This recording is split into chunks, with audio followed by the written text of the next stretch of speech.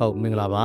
ါအားလုံးအတွက်စကားဝိုင်းဆိုတဲ့ဒီနေ့ကျွန်တော်တို့ရဲ့ထီထုံးမှာကြိုဆိုပါရစေကျွန်တော်ကတော့တရားဖြစ်ပြီးတော့ Senior HR Business Partner တယောက်အနေနဲ့ HR ဌာနမှာတာဝန်ယူဆောင်ရွက်နေပါတယ်ဒါအပြင်ကျွန်တော်အနေနဲ့မတော်ဆန်းညီကိုမောင်နှမဝန်ထမ်းတွေရဲ့ HR နဲ့ပတ်သက်တဲ့လိုအပ်ချက်တွေရှိတိုင်းဒါရဲ့ contact လုပ်လို့ရအောင်လို့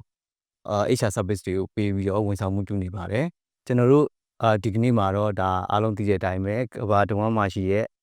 အထိမ်းအမှတ်အနေနဲ့ကျင်းပပြုလုပ်တဲ့ International Person with Disability တွေအပြည်ပြည်ဆိုင်ရာမတန်ဆွမ်းသူများနေ့အထိမ်းအမှတ်အခမ်းအနားကိုကျင်းပပြုလုပ်တာပဲဖြစ်ပါတယ်။ကျွန်တော်တို့ KBZ ဘာဆိုရင်အားလုံးပူးပေါင်းပါဝင်ဆောင်ရွက်နိုင်ပြီးတော့ဒန်းတူညီမျှမှုရှိတဲ့လုပ်ငန်းတွေတရက်ကိုဖန်တီးအကောင့်တွေပေါ်ဆောင်ရွက်နေတာဖြစ်ပါတယ်။ဒီလိုမျိုးဆောင်ရွက်နေတာနဲ့အညီပေါ့နော်ကျွန်တော်တို့ဒီနေ့ TikTok ကိုလည်းအားလုံးသောဝန်ထမ်းတွေအကြအယုံမတန်ဆွမ်းတဲ့ဝန်ထမ်းတွေပါ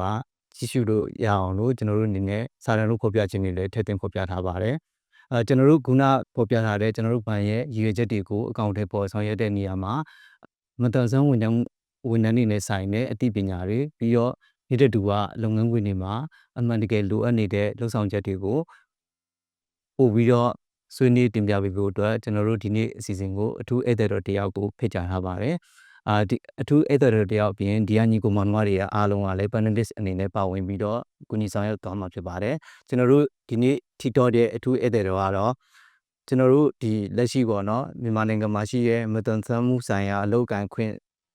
လမ်းရရှိစေရေးဖွံ့ဖြိုးတိုးတက်စေရေးနဲ့စွမ်းဆောင်ရည်မြင့်တင်ရေးတွေကိုဥဆောင်ပြီးတော့ပါဝင်လှုပ်ဆောင်နေတဲ့ရွှေမင်းသားဖောင်ဒေးရှင်းရဲ့ဖောင်ဒါတဦးဖြစ်တဲ့ဆရာမြတ်သူဝင်းကိုဖြစ်ပါတယ်ဆရာကိုဒီကျွန်တော်တို့ထီထုံးမှာနေရတာကြိုဆိုပါတယ်ဆရာကျေးဇူးတင်ပါတယ်ပို့လို့ကြပေးတဲ့အတွက်ဟုတ်ကဲ့ကြာထပ်မံပြီးတော့ကျွန်တော်တို့ကမ္ဘောဇဘန်မှာအားဖြည့်ကူညီပေးမယ် panelist ညီကိုမောင်နှမတွေနဲ့လည်းမိတ်ဆက်ပေးသွားမှာဖြစ်ပါတယ် panelist ညီကိုမောင်နှမတွေအနေနဲ့ကိုယ့်ရဲ့အကြောင်းအရာလေးတွေကိုကျွန်တော်တို့ရဲ့လုပ်ဖော်ကိုင်မဲ့တင်ကအတူညှောက်ပါအောင်ဗျပထမဆုံးကကျွန်တော်မမေ့သူပဲဖိတ်ပြလိုက်မယ်နော်ဟုတ်ကဲမင်္ဂလာပါရှင်မင်္ဂလာပါဆရာအားလုံးပဲမင်္ဂလာပါရှင်ကျမနာမည်ကတော့မေသူစင်ပါလက်ရှိမှာတော့တက္ကသိုလ်ရေးတာလမ်းသစ်ဘန်ခွဲပါတာဝန်ထမ်းဆောင်နေတဲ့မတန်ဆွမ်းဝန်ထမ်းအတူပဲဖြစ်ပါတယ်ဒီနေ့ရဲ့စကားဝိုင်းလေးမှာတော့ကျမအနေနဲ့မေခွန်းလေးတွေမင်းညံသွားမှာပဲဖြစ်ပါတယ်အဲ့ဒီမေခွန်းလေးအနေနဲ့ဒီရွှေမင်းသားဖောင်ဒေးရှင်းရဲ့ဖောင်ဒါဆရာဦးမြတ်သူဝင်းကိုဒီရွှေမင်းသားဖောင်ဒေးရှင်းမှာအဓိကလုံဆောင်နေတဲ့ဒီအရာတွေပေါ့နော်ပြီးရည်ရွယ်ချက်တွေပြီးဥပဒေတွေနည်းဥပဒေတွေနဲ့အတူတူကမ္ဘောဇရဲ့ HR ကိုမင်းသွားမဲ့မေခွန်းလေးပဲဖြစ်ပါရဲ့ရှင်ဟုတ်ကျေးဇူးတင်ပါတယ်မှာနောက်ထပ်အနေနဲ့ကိုထွန်းဖိတ်ခေါ်ပါတယ် မင်္ဂလာပါဆရာဟုတ်မင်္ဂလာပါဟုတ်ကျွန်တော်နာမည်ကတော့ကိုထုံးဝင်းအောင်ဖြစ်ပါတယ်ကျွန်တော်ကတော့ marketing and communication ဌာနမှာရှိတဲ့ community မှာ community assistant ရာထူးနဲ့တာဝန်ထမ်းဆောင်နေတဲ့ကိုရင်ကမတန်ဆန်းတယောက်ဖြစ်ပါတယ်ဒီစကားဝိုင်းကနေတဆင့်ကျွန်တော်ဆရာကိုမေးချင်တဲ့မေးခွန်းလေးရတော့လေမတန်ဆန်းသူတွေရဲ့စိတ်ခံစားချက်တွေပေါ့နော်အဲ့ဒါတွေအပြင်ကိုသူတို့ရဲ့ဘယ်လိုမှုပတ်ဝန်းကျင်မှာဘယ်လိုလိုက်ရောညီထေအောင်ညီလို့ရမလဲဆိုတဲ့မေးခွန်းလေးကိုမေးချင်ပါတယ်ဆရာဟုတ်ကျေးဇူးတင်ပါတယ်ကိုထွန်းဟုတ်ကဲအဆုံးအနေနဲ့မနည်းကိုဖိတ်ခေါ်ပါတယ်ဟုတ်ကဲ့မင်္ဂလာပါဆရာမင်္ဂလာပါဆရာညီမကတော့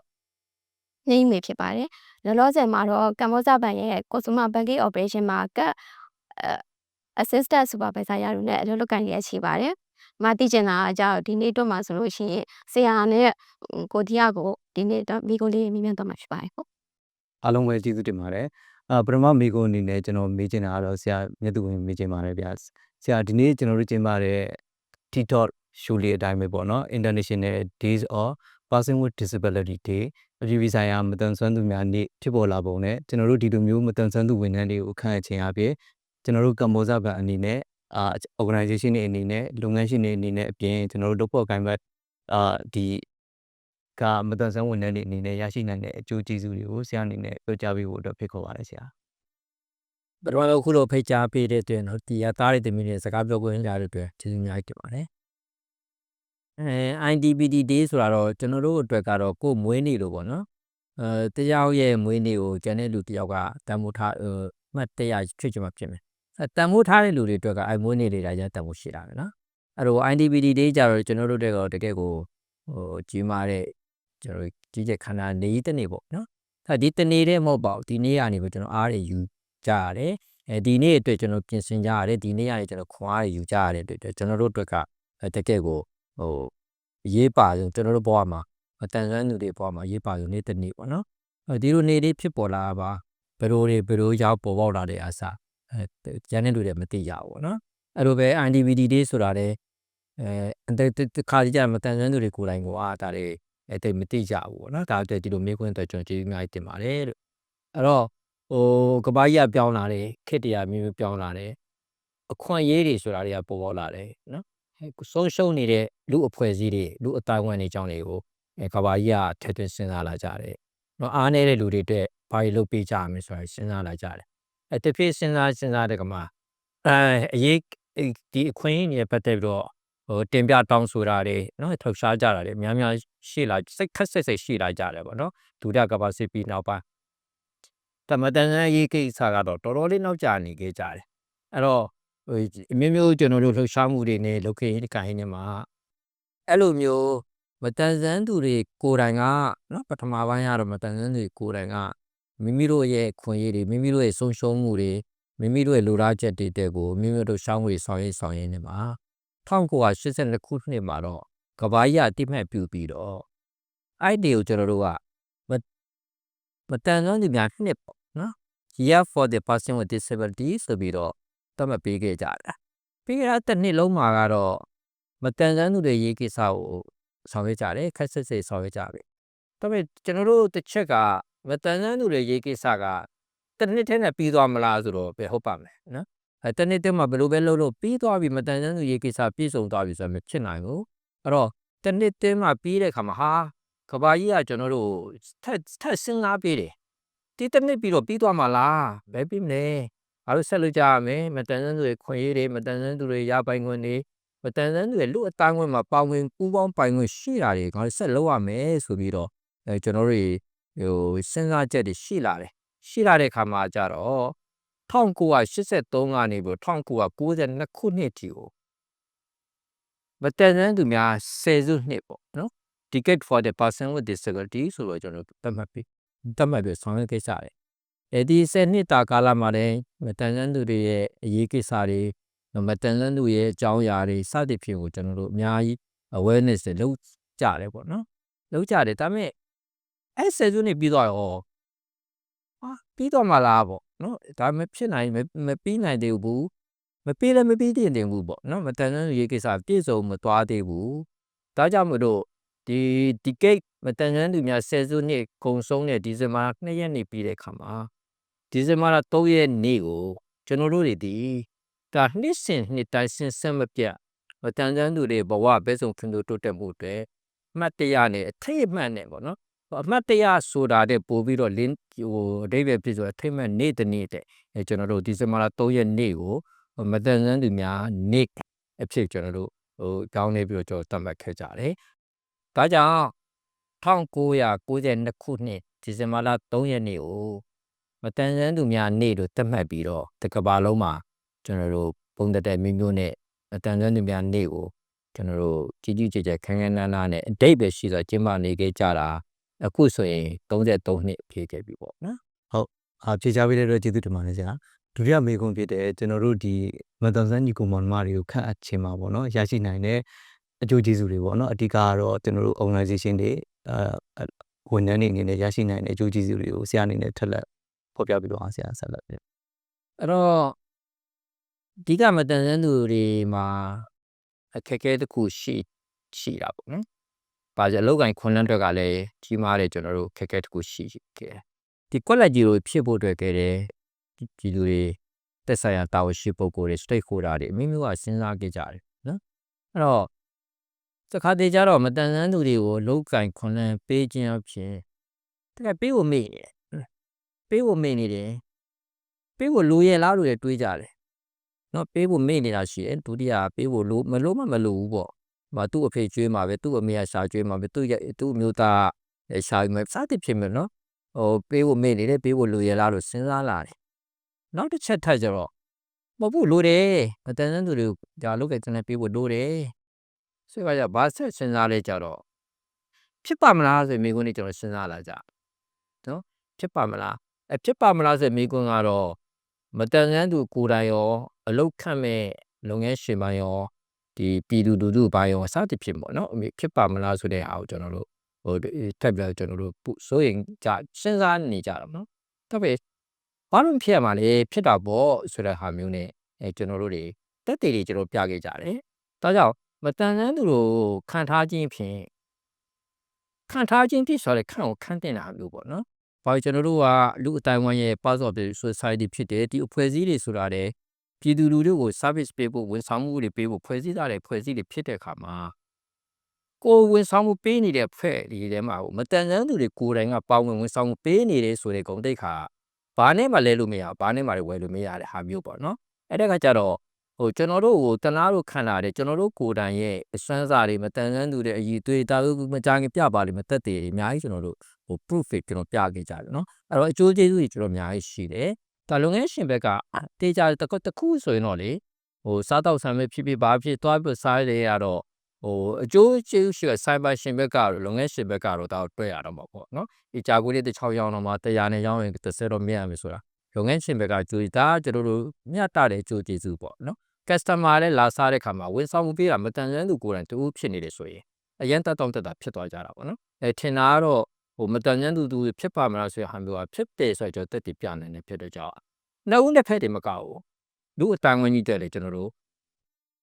့အကျိုးကျေးဇူးရှိသွားတယ်နော်အဲ့ဒါကကြတော့ဝန်ဆောင်မှုပေးတဲ့အဖွဲ့အစည်းတွေ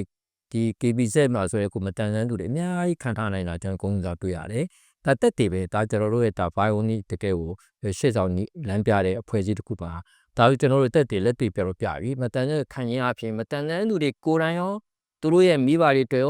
ာတေချာတယ်သူတို့ကြိုးကြိုးရှိတယ်ဂုဏ်သိက္ခာရှိစွာကျွန်တော်လုပ်ကိုင်ခွင့်နေရတယ်လက်တွေ့ကြလုပ်ငန်းတွေလုပ်ရတယ်ကျွန်တော်တို့ smart တင်ကြီးခံရတဲ့လုပ်ငန်းဝင်တွေကျွန်တော်ဖန်တီးပေးနိုင်တယ်ထိုနည်းတူတာပဲမိခင်ဖွဲ့စည်းဖြစ်တဲ့ KBZ မှာလည်းကြိုးကြည့်မှုတွေကျွန်တော်တို့အများကြီးရတာဒါကျွန်တော်တက်တည်ကျွန်တော်ရှိခဲ့ပါပြီလို့ဟုတ်ကျေးဇူးပါဟုတ်ကဲ့ဆရာပြပြစုံဖြေချပေးတဲ့အတွက်ကျေးဇူးထူတင်ပါတယ်ဆရာကျွန်တော်တို့ထပ်မံပြီးတော့ကျွန်တော်တို့ရဲ့ဒါလုပ်ဖို့ကံမဲ့ညီကိုမောင်နှမတွေကအလှည့်ကြနေမိကုန်းလေးမြင်မြန်သွားမှာဖြစ်ပါတယ်ကျွန်တော်ပထမဆုံးအနေနဲ့မမေ့တူဖြစ်ခေါ်ပြရစီဆရာမင်္ဂလာပါဆရာဟုတ်ဆရာမေကွန်းလေးမေကွန်းပြပါဆရာဟုတ်ပထမဆုံးအနေနဲ့ဒီမေးချင်တဲ့မေကွန်းလေးရပါဘူးရွှေမင်းသားဖောင်ဒေးရှင်းအနေနဲ့အခုလက်ရှိမှာလှုပ်ဆောင်နေတဲ့ဒီ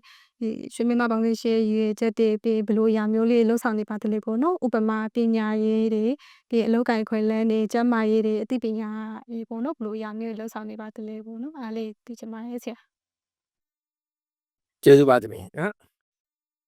်ကျွန်တော်ရွှေမင်းသားဖောင်ဒေးရှင်းမြန်မာရဲ့အဓိကကျွန်တော်တို့ဒီရွေးချက်ရှိတာပေါ့နော်ကျွန်တော်ဗာလဲဆိုတော့to build an inclusive society by breaking down all the barriers ဆိုပြီးတော့ကျွန်တော်ရှိတယ်။ဗာလဲဆိုတော့အားလုံးပါဝင်တဲ့ဒုအဖွဲ့အစည်းဖြစ်ဖို့ဒါကြောင့်ဒီမှာလေအားလုံးအတွက်စကားဝိုင်းပေါ့နော်အားလုံးပါရမယ်။အားလုံးပါဝင်တဲ့ဒုအတိုင်းဝိုင်းကြီးတစ်ခုဖြစ်ဖို့အတွက်ကအတားအဆီးတွေအားလုံးဖြိုချပြရှာဖြစ်အားလုံးပါဝင်ဒုအဖွဲ့အစည်းတွေကိုတိဆောက်ကြမယ်ဆိုတဲ့ကျွန်တော်တို့ရဲ့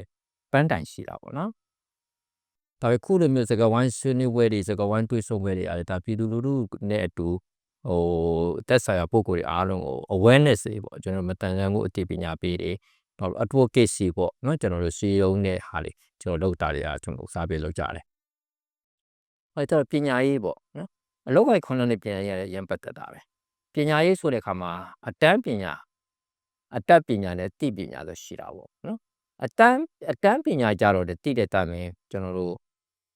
့ပင်မပညာရေး mainstream education သွားဖို့မှာအတားအဆီးတွေအများကြီးကြုံပေးရတယ်။အလောက်ကိုင်ခွန်လန်းတစ်ခုသွားဖို့ဆိုရင်ဘယ်နှစ်တန်းအောင်လဲဆိုကျွန်တော်မေးကြနော်။ကျွန်တော်တို့ကဆွန့်အားသွားတာပေါ့ဘယ်နှစ်တန်းအောင်လဲ။နောက်မတန်တန်းသူရဲ့300ခိုင်တော့200ခိုင်တော့ပွဲရပညာတတ်ဆိုရှိတာ哦နော်။အဲ့တော့ပညာရေးမှာလည်းအတန်းပညာရေးအတန်းပညာရေးနဲ့ပတ်သက်လို့ကျွန်တော်တို့ inclusive education ဖြစ်အောင်လည်းကျွန်တော်တို့တွေအများကြီးလုပ်နေရရှိတယ်။အဲ့တော့ပညာမတတ်ဖက်နဲ့အတန်းပညာလည်းမရှိဘူးအတတ်ပညာလည်းမရှိဘူးအသိပညာလည်းမရှိဘူးဆိုတော့လူအတိုင်းဝိုင်းမှာတော်တော်ခက်တာပေါ့နည်းနည်းနော်တော်တော်ခက်တယ်အလုပ်ကိုင်ခွင့်လည်းရဖို့ဆိုတာလည်းတော်တော်မလွယ်ဘူးပေါ့နော်မလွယ်ဘူးအဲ့ဒါကကြတော့ပညာရေးကိုကျွန်တော်ဦးစားပေးကျွန်တော်တို့သွားထားတာရှိတယ်အဲ့တော့ဒီကအတန်းပညာတွေကျွန်တော်တို့တက်ရမယ်မတန်တဲ့သူအတန်းပညာသိရမယ်တက်ရမယ်ပြီးတော့တက်ပညာโอเคကျွန်တော်တို့တက်ကြီးပညာရေးဆိုတာရှိတာ哦နော်တခါကျကျွန်တော်မတန်တဲ့သူတွေက10နှစ်မှသူငယ်တန်းရောက်နေတာမျိုးနော် primary level မျိုးအဲ့ဒီ15နှစ်လောက်မှစကြောင်းတက်ရတာမျိုးစသဖြင့်မျိုးရှိကြတယ်သူကြောင်းမတက်ချင်တော့ဘူးအတန်းပညာမသွားချင်တော့ဘူးနော်โอเคအတန်းပညာမတက်တာနဲ့ပဲကျွန်တော်လူအတိုင်းဝိုင်းကြီးဖယ်ကျင်လိုက်တော့ဒါလည်းမဖြစ်တယ်ပေါ့မဖြစ်တယ်လေအဲ့တော့ကျွန်တော်အတက်ပညာကျွန်တော်သင်ပေးဖို့ရှိတယ်နော်အတက်ပညာကြီးကျွန်တော်သင်ရမယ်ဒီတော့အတက်ပညာကြီးသင်တဲ့အခါမှာလည်းမတန်ဆန်းမှုမျိုးစားလိုက် ကျွန်တော်တို့တွေအများကြီးစဉ်းစားရတာရှိတာပေါ့နော်။ဥပမာကျွန်တော်ဆိုရင်ကားပြင်နဲ့တင်နဲ့တက်လို့မရဘူးနော်။အဲ့ဒါမျိုးပေါ့စသဖြင့်ကျွန်တော်တို့ဒီအတတ်ပညာတွေကျွန်တော်တို့သင်ပေးဖို့တွေကျွန်တော်တို့လုပ်ရတယ်။ပြီးတဲ့အခါကျတော့အသိပညာတွေနော်အသိပညာရဖို့အတွက်ကျွန်တော်မတန်ဆန်းတွေကိုကျွန်တော်တို့စာလေးဖတ်ခိုင်းတာတွေကိုယ့်ရဲ့ rights တွေကိုယ့်ရဲ့အခွင့်အရေးတွေပါလဲနော်ကိုဖြစ်နိုင်တဲ့အခွင့်အရေးတွေကိုယ့်ရဲ့ဆုံးရှုံးနေတဲ့အနေအထားတွေစသဖြင့်သိဖို့တဲ့အသိပညာတွေကျွန်တော်ပေးတာရှိတယ်။ပညာရေးပြောရင်လည်းကျွန်တော်ရမ်းကျေပြတ်သွားပါလိမ့်မယ်။မတန်ဆန်းသူတို့တွေးလိုက်တာနဲ့ကျမ်းမာရေးပေါ့နော်ကျွန်တော်ကားတစ်စီးတာတက္ကစီငါးစီးတွေဘယ်သွားမလဲဆိုရင်ဘယ်စိတ်အဖို့အောင်မမေးတာနော်မတန်ဆန်းသူဆိုရင်လူနာလို့မြင်တာနော်မတန်ဆန်းသူဆိုရင်လူဘယ်စိတ်အောင်ပို့အောင်ဘယ်စိတ်ကပို့အောင်ဆိုမေးတာမျိုးမတန်ဆန်းသူကမတန်ဆန်းသူပါကျွန်တော်တို့လူနာမဟုတ်ဘူးပေါ့နော်ကျမ်းမာရေးနဲ့ပတ်သက်လို့ဒါပေမဲ့မတန်ဆန်းသူတွေမှာလည်းမတန်ဆန်းမှုကတသက်မတန်ဆန်းသူမဟုတ်တဲ့ကျွန်တော်လူသားတွေခံစားတဲ့ကျမ်းမာရေးအားနည်းချက်တွေချိုးရင်းချက်ကျွန်တော်အများကြီးရှိမှာပဲမတန်ဆန်းသူကောင်းကိုင်းမှာပဲဖြားနာမှာပဲယောဂမျိုးရှိမှာပဲဆိုမတန်ဆန်းသူတွေကျမ်းမာရေးတွေကျွန်တော်တို့ကဦးစားပေးပြီးတော့ဒါတွေကျွန်တော်တို့ဆောင်ရွက်တယ်နော်နောက်တစ်ခုကလောက်ကင်ခွန်နဲ့ပေါ့နော်အခုလောက်ကင်ခွန်နဲ့ဆိုရင်အခုဆိုရင်အတန်နဲ့ရမ်းကျဲလာကြပြီနော်မတန်ဆန်းသူတွေတဲ့လောက်ကင်ခွန်နဲ့တွေအတန်နဲ့ကျဲတာဘယ်ပေါက်ဆန်ကျဲလာပါပြီမတန်ဆန်းသူတွေကိုယ်တိုင်ငါတို့ဒီအလုပ်ရှင်နေမိဘကြထိုင်မစားခြင်းတော့ဘူးငါတို့တားသမီးကြငါတို့ထိုင်မစားခြင်းတော့ဘူးအလုပ်ရှင်နေဆိုတဲ့ဟာအလောက်ကင်ခွန်နဲ့တွေကျွန်တော်တို့ဦးစားပေးပြီးတော့ကျွန်တော်တောက်ချက်ဆောင်ရွက်လာတယ်အဲ့ဒါနောက်ပိုင်းနေမှာကျွန်တော်ဆက်ပြီးတော့ကြောက်သွားမယ်ပေါ့နော်နောက်ဒီရက်ပိုင်းနေဒီလပိုင်းဒီနှစ်ပိုင်းနေဒီကာလတွေမှာတဘာဝဘေးတဲ့ပြဿနာခဏတက်လာတဘာဝဘေးလေအရင်တော့ကျွန်တော်တို့ကိုကြီးမြန်မာနိုင်ငံမှာဘာတဘာဝဘေးမှမရှိဘူးဆိုတာမျိုးတွေပေါ့နော်ဒါပေမဲ့နာဂစ်နောက်ပိုင်းမှာကျတော့အစိုးရကောင်းလို့ပါပဲနော်နာဂစ်နောက်ပိုင်းမှာကျွန်တော်တို့အားလုံးကမိုးထလာကြတယ်နော်ဒီဘဝဘေးတွေဖြစ်ခဲ့တည်ရှိတော့ဖြစ်လာရရှိတော့ဖြစ်ခဲ့တည်မို့ဖြစ်နေပြီနော်ထပ်ဖြစ်ရင်ဆိုဖြစ်လာပြီအရင်တော့ဖြစ်ခဲ့ရင်ဆိုကျွန်တော်ပေါ့ပဲတိတ်မစင်စားခဲ့နာဂစ်မှာကျွန်တော်အကြီးလက်သင်ခန်းစာတွေကျွန်တော်ရလိုက်တယ်နာဂစ်ကြောင့်တဲ့တိုင်းပြည်ရဲ့ခင်းချင်းတွေအနေထားတွေအကုန်လုံးပြောင်းသွားတယ်နော်ပြောင်းတော့တဘာဝဘေးနဲ့ပတ်သက်လို့တဘာဝဘေးဆိုတော့ဥမာကိုဗစ်လည်းတဘာဝဘေးပဲယောဂနော်ကျွန်တော်ကပ်ဘေးဆက်ရောက်တယ်အခုဆိုရင်ကျွန်တော်ငယ်လေးနေရှိတယ်နော်စသည်ပြီးတော့ကျွန်တော်တို့တဘာဝဘေးနဲ့ပတ်သက်ပြီးတော့လည်းဦးစာ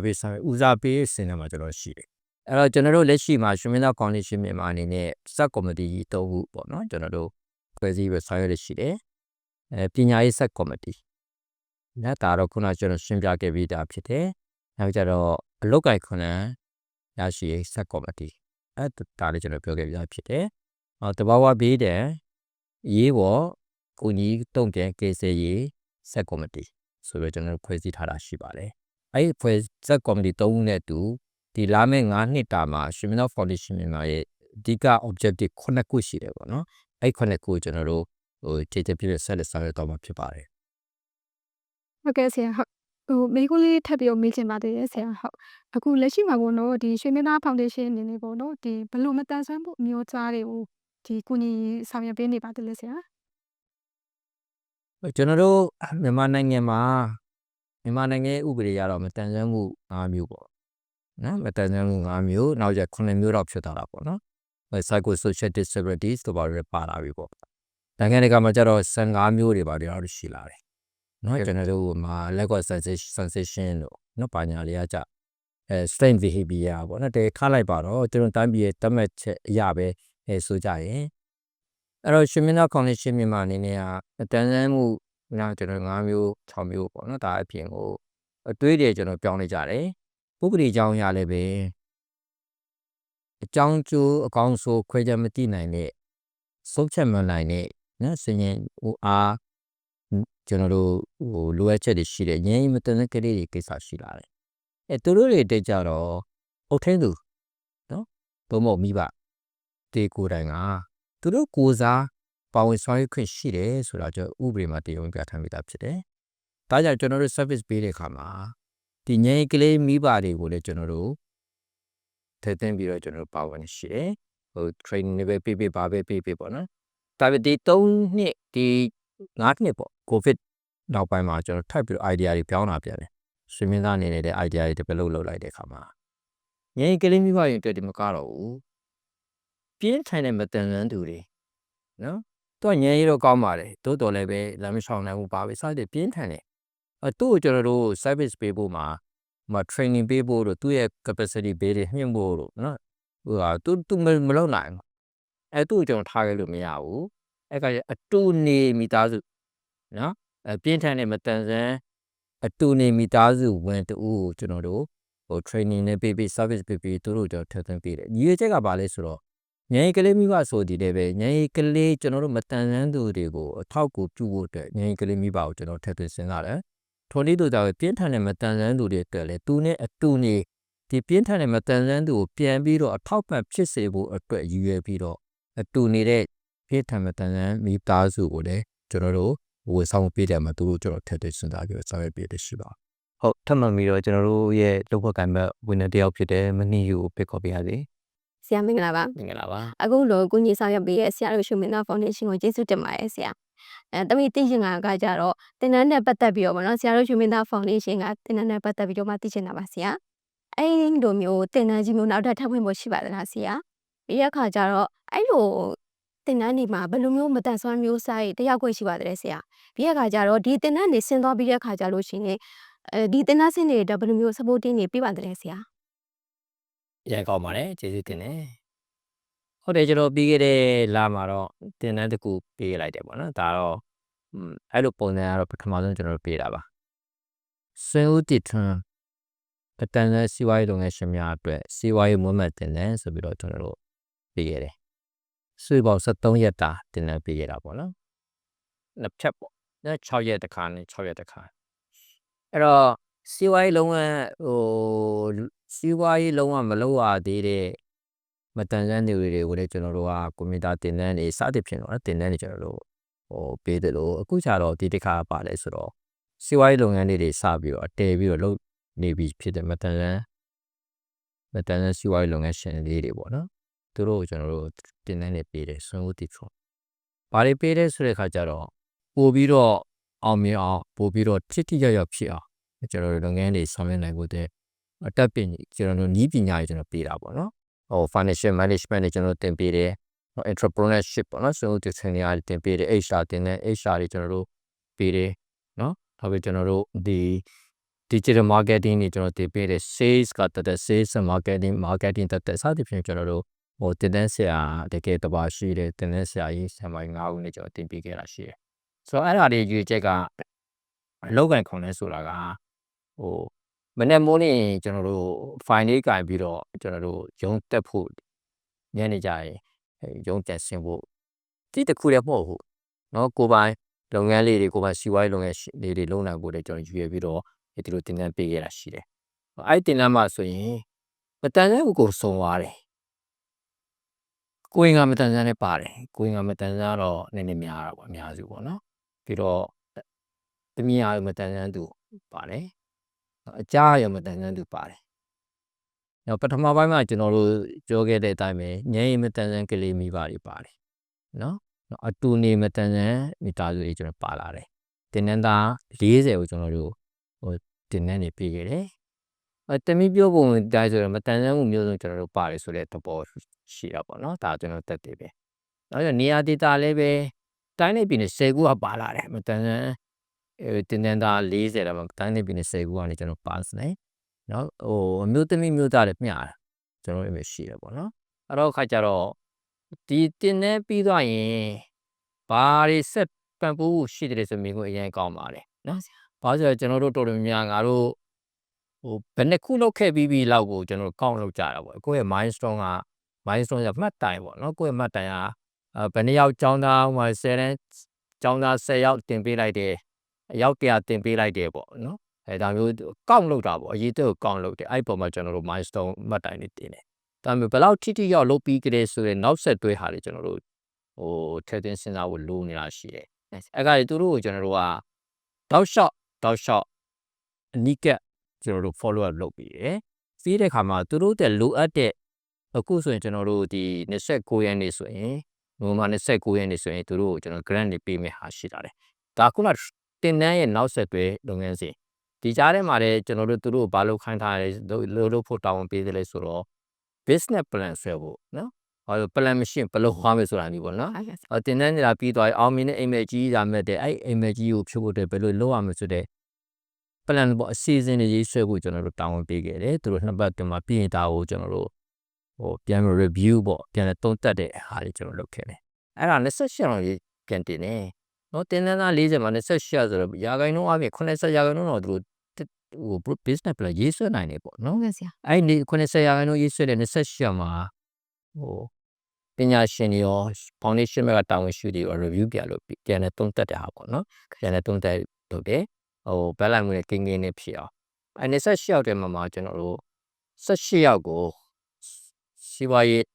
ဆက်လက်ကူညီပံ့ပိုးမဲ့အထောက်ပံ့ပေးမဲ့အစီအစဉ်ကျွန်တော်ရှိတယ်နံပါတ်1ကသူတို့တွေတချို့ဒီနီးပညာထောက်ပံ့တွေလိုရဲဆိုတဲ့ဟာတွေထပ်လာတယ်နော်နီးပညာထောက်ပံ့ဆိုတာတင်တန်းတွေဆက်တက်ချင်တာတွေရှိတယ်နော်သူတို့လိုအပ်တဲ့နီးပညာတွေကျွန်တော်ပံ့ပိုးတာရှိတယ်အဲ့ခါလည်းပဲရှင်မင်းသားအနေနဲ့ပတ်တနာဖွဲ့တွေများရှိတယ်ပတ်တနာတွေဖွဲ့တွေနဲ့သူဒီပတ်တနာတွေဖွဲ့တွေကပေးနိုင်တဲ့တင်တန်းတွေကိုသူဒီနီးပညာထောက်ကူတောင်းတဲ့ကလေးတွေကိုထောက်ပံ့တွေပေးဖို့ကျွန်တော်ချိတ်ဆက်ပြီးတော့ဆောင်ရွက်ကိုရှိတယ်ဒါနံပါတ်1ဒါကျွန်တော်တို့ပေးတဲ့ဆက်ရှာတယ်နံပါတ်1ကနီးပညာနံပါတ်2ကပါဆိုတော့အထောက်ပံ့ပစ္စည်းပေါ့နော်ကွန်ပျူတာလိုတယ်သို့မဟုတ်ကင်မရာခုတချို့ဆိုရင် TikTok ရိုက်တယ်ပေါ့နော် TikTok ရိုက်တယ်ဆိုရင်တယ်လီဖုန်းတောက်ခေးမျိုးပေါ့နော် mic လိုမျိုးစသည်ဖြင့်မျိုးပေါ့နော်သူတို့လိုအပ်တဲ့အထောက်ကူဒီစီးပွားရေးတွေလိုအပ်တဲ့ထောက်ကူပစ္စည်းမတန်ဆန်းသူတွေသူတို့ crash တွေပါပေးလာမျိုးဟုတ်ခုသူတို့လုပ်နေတဲ့လုပ်ငန်းရဲ့စီးပွားရေးတွေလိုအပ်တဲ့အထောက်ကူပစ္စည်းတွေကျွန်တော်တို့ပံ့ပိုးတာတွေကျွန်တော်တို့လုပ်တယ်နံပါတ်3ကတော့နည်းပညာငွေကြေးနော်ငွေကြေးတန်ဖိုးမှုတွေကျွန်တော်တို့လုပ်တယ်နော်အဲ့ဆက်ရှာတွေမှာဒီတန်ဖိုးမှု3ကိုကျွန်တော်ဆက်တိုက်လုပ်တယ် ဟုတ်ကဲ့ နော်လုပ်ပြီးသွားရင်သူတို့ဒီလာစဉ်သူတို့ပံ့ပိုးလိုက်တဲ့ဟာဒီကျွန်တော်တို့ပြန်မယူတော့ပြန်မတောင်းတော့ဒီပုံမှာသူတို့ဘာမှလည်းအတိုးလေးပေးစားမလို့အကြီးကျဆက်ဘာမှမလို့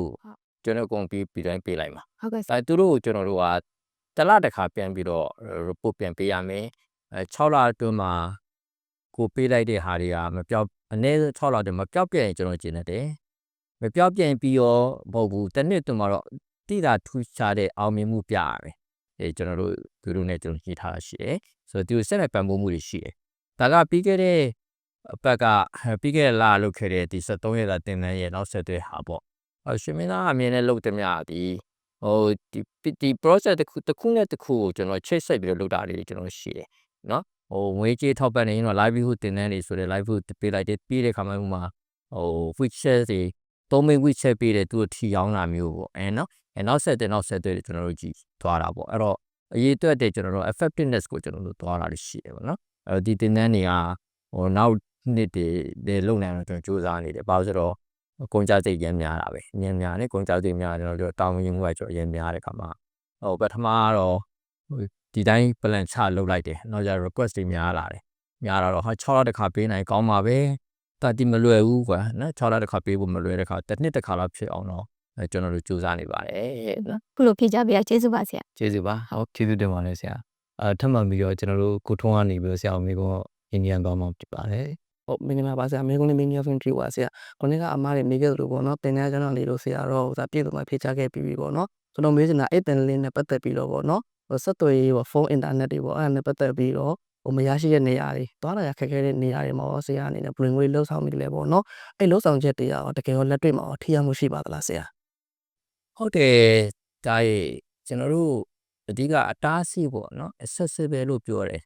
accessible ကလေကားတက်ကိုလောက်ပဲကျွန်တော်တို့မြင်ကြတာနော်လေကားတက်တွေဘာတွေတော့ပဲကျွန်တော်မြင်ကြတာဒါမှမဟုတ်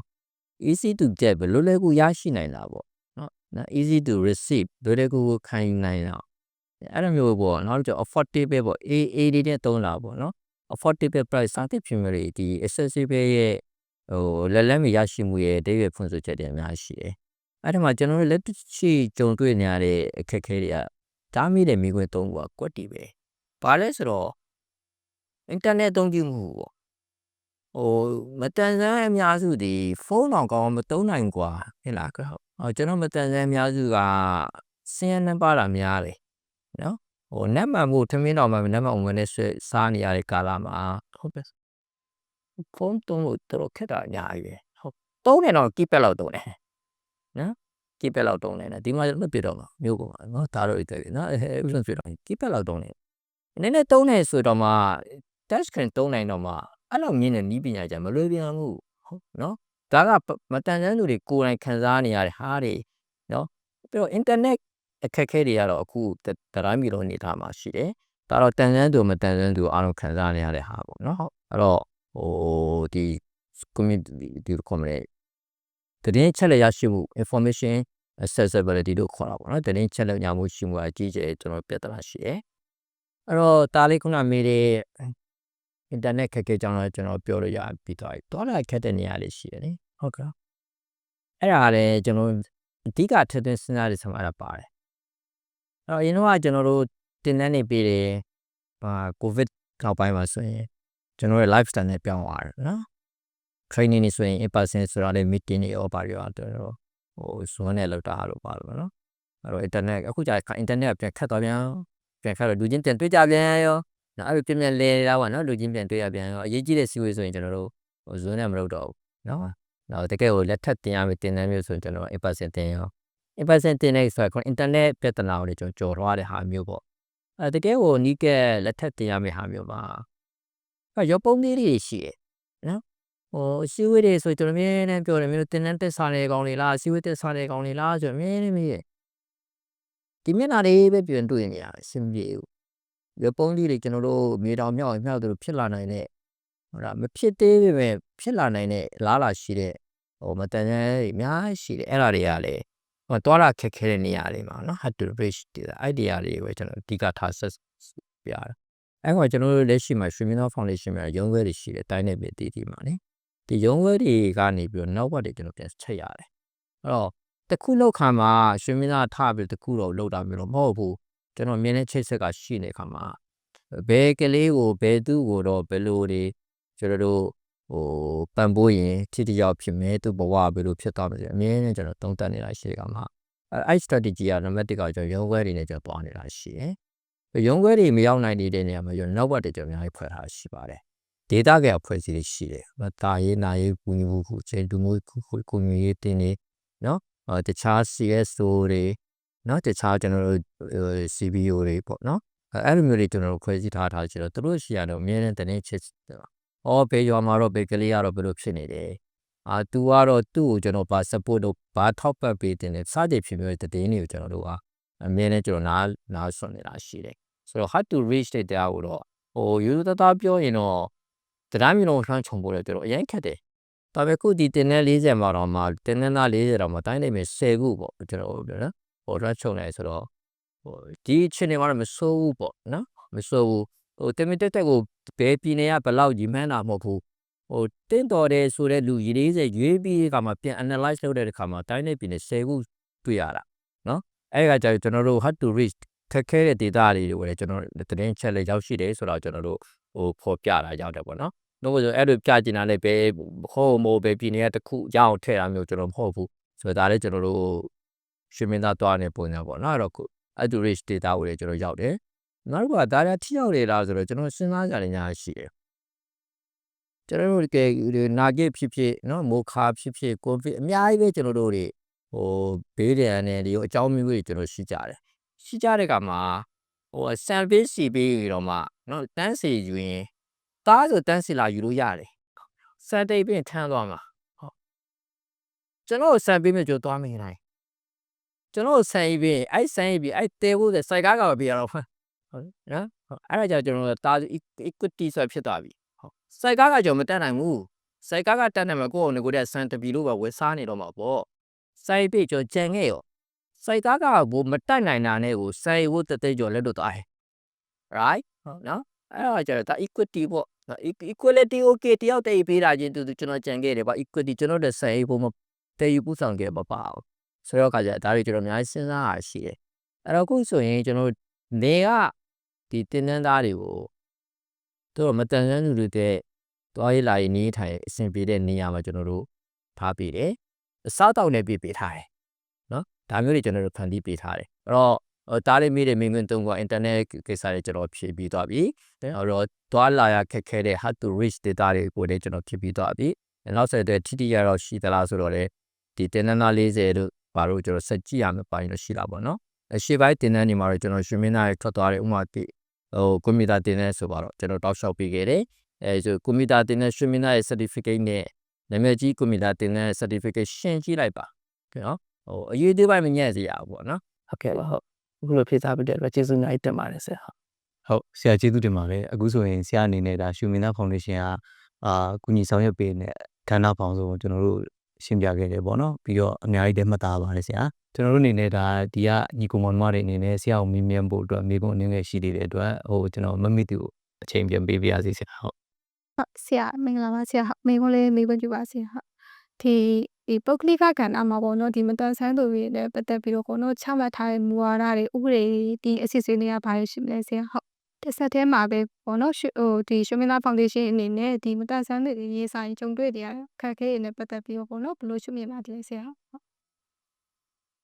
တ် မတန်ဆန်းသူတွေရဲ့ဘဝပဲဆုံးခွင့်တိုးတက်ရေးဆိုတာလေမတန်ဆန်းသူတွေကိုယ်တိုင်ကလုပ်ပေးမယ်မတန်ဆန်းသူတွေတူတွေစုဖွဲ့ရဲ့တာဝန်ကြီးပဲတခုမဟုတ်ဘူးပေါ့နော်လူအတိုင်းဝိုင်းရဲ့တခုလုံးမှာတာဝန်ရှိတယ်လူအတိုင်းဝိုင်းဆိုတဲ့တဲ့ကြောင့်ပုဂ္ဂိကကဏ္ဍကလည်းပါလာပြီအဲ့တော့ဒီနေ့ကတော့လောက်ကင်ခွန်တဲ့အဓိကပြောတဲ့အခါမှာပုဂ္ဂိကကဏ္ဍတွေကျွန်တော်တို့ထည့်သွင်းပြောရတော့မှာပေါ့နော်တချို့အဖွဲ့တွေကတော်တော်များလုပ်နေကြပြီမတန်ဆန်းသူတွေinclusion ဖြစ်ဖို့ပေါ့နော်တော့တချို့အဖွဲ့ဒုတိယကျန်တာကပါလဲဆိုတော့လောကကမှတော့တည်နေပြီဘယ်ကစမှမတည်ဘူးနော်တချို့မတည်သေးဘူးနော်နံပါတ်၄ကတော့မလိုပါဘူး၄ခုရှိတာပေါ့နော်လုံးနေပြီဒါပေမဲ့ဘယ်လိုလောက်ရမှမတည်ဘူးနော်နောက်ကြတော့မတည်သေးဘူးနောက်တော့ကြတော့မလိုပါဘူးပေါ့နော်ဒီလို၄ခုရှိတယ်အဲ့တော့ကျွန်တော်တို့တိုင်းပြည်ကကမ္ဘာကုလသမဂ္ဂမတန်ဆန်းသူများ၏ခွင့်များဆိုင်ရာသဘောတူစာချုပ်ဆိုတာရှိ UNCRPD ဆိုတာရှိတယ်အဲ့ဒါကိုတရားဝင်ကျွန်တော်လည်းဆိုပြီးသားဖြစ်တယ်ဒါပေမဲ့ optional protocol နောက်ဆက်တဲ့စာချုပ်တော့ကျွန်တော်လက်မှတ်မထိုးရသေးဘူးပေါ့နော်အဲ့နောက်ဆက်တွဲအရာကျွန်တော်တို့မတန်ဆန်းသူများ၏ခွင့်များဆိုင်ရာဥပဒေထွက်လာပြီဒီဥပဒေထွက်လာပြီအဲ့တော့ဒါဥပဒေနဲ့ဒီဥပဒေကိုကျွန်တော်တို့လက်တွေ့ကျင့်သုံးဖို့မှာလိုနေသေးတာပေါ့နော်အားနေသေးတယ်ဒါပြည်သူနဲ့ဒီ private sector တွေကိုကျွန်တော်တို့ဒီအကြောင်းတွေအများကြီးကြိုးပြမှာလိုနေတာပေါ့နော်အဲ့မှာအဓိကပါမူဝါဒပိုင်းပေါ့အဲ့တော့ပထမပိုင်းတော့လေပြောသေးတယ်လိုအပ်ချက်ရှိလို့လိုအပ်ချက်ဆိုတာကဥပမာကွန်ပျူတာဆိုင်လို့တဲ့ကွယ်နော်ကျွန်တော်လည်းရိုက်တက်တယ်တင်မီလေးရိုက်တက်တယ်တော့တင်မီကမတန်ဆန်းဘူးမပြင်းထန်ဘူးကျွန်တော်ပြင်းထန်တယ်ဒါကျွန်တော်ခန့်လိုက်ရင်လုပ်ငန်းရှင်တွေနဲ့တော့ပို့ကိုဝန်တော့ကိုဖြစ်စေမယ်လို့ယူဆပြီးကျွန်တော်ပယ်လိုက်တယ်ပေါ့တောင်းကိုတခြားတန်ဆန်းတဲ့သူခန့်လိုက်တယ်ဆိုကျွန်တော်တို့ဒီဥပဒေမှာပြောပြီးသားပဲနော်မတန်ဆန်းမှုကိုအကြောင်းပြု၍ဆိုတော့ကျွန်တော်ပညာရေးနဲ့အလုပ်ခွန်လန်းကဏ္ဍမှာအဲ့ဒါပါပြီးသားမတန်ဆန်းမှုကိုအကြောင်းပြုပြီးတော့အဲ့လိုခွဲခြားဆက်ဆံရင်လုံးဝမပြုလို့အောင်ပြပါပြီးသားနော်UNCRPD မှာလည်းတရားဝင်ဖော်ပြထားတယ်မတန်ဆန်းသူများခွင့်များဆိုင်သဘောတူစာချုပ်မှာလည်းတရားဝင်ဖော်ပြထားတာရှိတယ်အရေးသေးပိုင်းဆိုင်လိုအပ်ချက်ဆိုရင်တော့ကိစ္စမရှိသေးဘူးနော်ဒါပေမဲ့ဒါဝယ်ရည်တွေမြင့်ပေးမယ်သူရဲ့ချိတ်ဆက်ပြီးကျွန်တော်ပထမပိုင်းမှာပညာရေးနဲ့ကျွန်တော်အတန်းပညာအတက်ပညာဆိုတော့ပြောခဲ့တာကိုဘာမှလည်းမလုပ်တတ်ဘူးဘာမှလည်းမသိဘူးဘာမှလည်းပညာရေးမရှိတဲ့ဟာကိုလုံးမပေးဘူးငါမတန်ဆန်းမလို့မပေးရကောင်းလားလို့တော့ပြောလို့မရဘူးဒါသိတယ်ကွာမတန်ဆန်းသူတူကဲ့သို့ကျွန်တော်လုံနိုင်တယ်ဒါမတန်ဆန်းမလို့ခြံခဲ့တာမျိုးတော့မလုပ်ရဘူးဆိုတာဥပဒေမှာပါပြီးသားနော်အဲ့တော့ဒီ private sector တွေမှာလည်းဒီမူဝါဒတွေကိုသိဖို့တွေလုပ်ရတော့မှာဟုတ်အဲ့တော့ policy ဆွဲတဲ့ခါမှာအဖွဲ့အစည်းတိုင်းဒီတက်စာဆွဲထားတဲ့ policy မရှိကြပါဘူးနော်အမြဲတမ်းပြန်ပြီးတော့ပြန်လဲတုံးတက်တယ်ပြန်လဲပြုပြင်မွမ်းမံတယ်တချို့အဖွဲ့တွေဆို2နှစ်တစ်ခါပြန်ပြီးတော့ review လုပ်တယ်တချို့အဖွဲ့ဆိုတစ်နှစ်တစ်ခါ review လုပ်တယ်စသဖြင့်ရှိကြအဲ့မှာလိုအပ်ချက်တွေရွေးချယ်မှုတွေကိုအမြဲတမ်းကျွန်တော်တို့ပြင်ကြရတာဟုတ်နော်အဲ့တော့အခုချိန်မှာကြတော့ဥပမာစေယုံလိုဟာမျိုးတော့မှာ private စေယုံလိုဟာမျိုးတော့မှာမတန်ဆန်းသူတွေထဲသွင်းစဉ်းစားထားတာတချို့မရှိဘူးနော်သူတို့ကလူညာစုဝစ်ချက်ကိုတွင်းတာဟုတ်ဝစ်ချက်တွင်းဖို့လောက်ပဲတည်တာဟုတ်အဲ့ဒီချိန်မှာကျွန်တော်တို့အမြင်သမားတယောက်လိုင်းဘယ်လိုလုပ်နေနားမကြားလို့အကြားအားနေလို့တယောက်လိုင်းဘယ်လိုလုပ်မဆိုတာမျိုးကျွန်တော်လုပ်ဖို့လိုတာဟုတ်နော်သူတို့ကကြလောကမှာမသိသေးဘူးမလိုဘူးဆိုရင်တော့မဟုတ်သေးဘူးနော်အလောကမသိဘူးဘယ်လိုလုပ်ရမလဲဆိုတော့မသိဘူးဒါမျိုးကျွန်တော်တို့အဲ့တော့မူဝါဒပိုင်းစာရေးကြည့်တယ်ရေးကြည့်တယ်အဲ့တော့ inclusive policy ဆိုတာအဖွဲ့တိုင်းမှာတော့ရှိတင်တယ်အဖွဲ့ကြီးတွေတော့တော်တော်ရှိပါတယ်ဒါအဲ့ထဲမှာ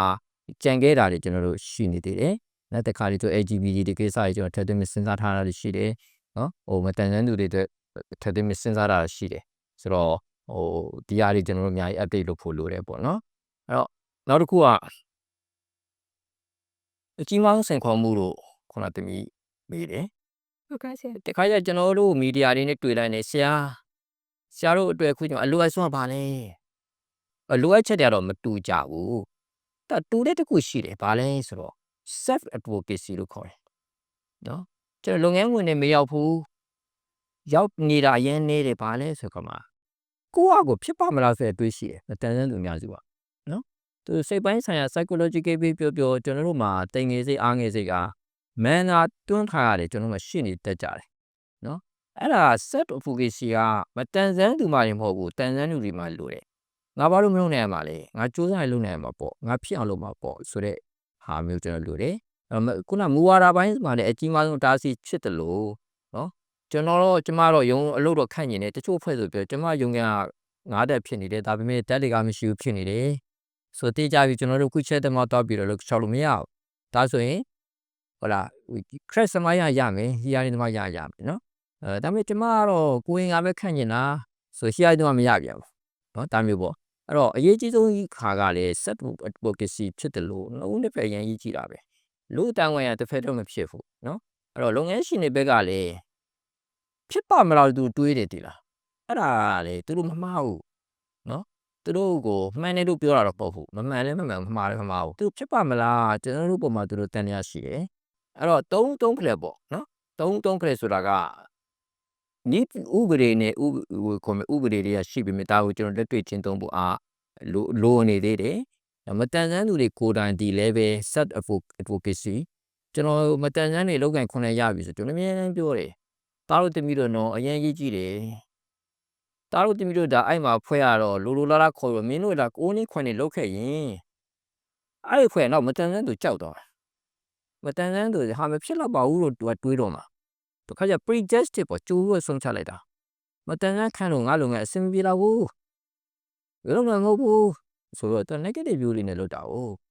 အဲ့မှာကျွန်တော်အဲ့ဒါဖြိုးချပြီးတော့မတန်ဆန်းထည့်လိုက်ပါတယ်ဆိုအဲ့မတန်ဆန်းကိုယ်တိုင်6နှစ်ခွန်နေနဲ့ကိုကလို့ရင်နောက်ဆိုမတန်ဆန်းပိုဝေးတော့နော်အဲ့ကျွန်တော်3ဖက်လဲကျွန်တော်အရေးကြီးတယ်မတန်ဆန်းသူတွေကိုယ်တိုင်ကလည်းပဲအစွမ်းကိုစူးစမ်းရမယ်တမီးတို့အခုအလုပ်ခွန်မှာဂုံဝင်ကြွားစာနဲ့ decent ဒီဖြစ်တယ်နော်နောက်လက်တွေ့ကြတယ်တမီးလုံနိုင်တဲ့အတိုင်းဒါမူဝါဒကဝတ်တော့မတန်ဆန်းမဟုတ်သူတွေနဲ့ကွဲအောင်ကွဲနိုင်တယ်။တမီးမတန်ဆန်းမလို့တက်ညာတဲ့အပိုင်းတွေရှိကောင်းရှိနိုင်တယ်နော်။အဲ့တော့ဒါကကျွန်တော် realistic ကြတာပေါ့နော်။တမီးကိုကျွန်တော်တို့မဖြစ်နိုင်တဲ့လို့တွေမခံဘူး။တမီးဒီမှာဖြစ်နိုင်တဲ့ realistic ကြတယ်။ဂုံတိတ်ခါ uniform နဲ့ smart ကြဝန်ထမ်းတူကောင်ဖြစ်တယ်။ဒါကပါလဲဆိုတော့မိခင်အဖွဲ့အစည်းရဲ့မူဝါဒတွေပေါ့နော်။တမီးကိုယ်တိုင်ရေးကြည့်တယ်။တမီးရဲ့မိခင်အဖွဲ့အစည်းတွေရဲ့မူဝါဒတွေအရေးကြီးတယ်။ထုံနည်းဆိုတာဒီဘက်ကဥပဒေနည်းဥပဒေတွေနဲ့သူဒီ UNCRPD ရဲ့ပြဋ္ဌာန်းချက်တွေကိုကျွန်တော်တို့လက်တွေ့ကြပြန်အသုံးချနိုင်ဖို့အရေးကြီးတယ်ပေါ့နော်အဲ့ဒါအဆင်ပြေလားသူမီ ဟုတ်ကဲ့ဆရာဟုတ်ပြီပါတယ်ဆရာဟုတ်ပါ ဟုတ်ကဲ့ဆရာကျေးဇူးတင်ပါတယ်ဖြေချပေးရပါတော့ဆရာဖြေချပေးရတဲ့တစ်ဆက်တည်းပဲပေါ့နော်ကျွန်တော်တို့ KBZ ဘက်မှာလည်း diversity inclusion ဆိုတဲ့ policy ကိုချမှတ်ကျင့်သုံးလုပ်ပါတယ်ဆရာဟုတ်အဲ့ဒီမှာလည်းဆရာကပြောခဲ့သလိုပဲကျွန်တော်တို့ TP စုံနဲ့ပြဋ္ဌာန်းထားတာရှိပါတယ်အားလုံးမတော်ဆန်းဝင်နေမှာမဟုတ်ဘူးမျိုးသောကွဲပြားခြားနားနေတဲ့diverse ဖြစ်တဲ့အားလုံးအတွက်ကျွန်တော်တို့ခြုံငုံမှုတော့အသုံးသက်ထားပြီးတော့ရေးဆွဲထားတဲ့ policy ဖြစ်ပါတယ်ဆရာဟုတ်ကဲ့ဆရာနောက်ထပ်အနေနဲ့ကျွန်တော်ကိုထွန်းမိကုန်းလေးခွင့်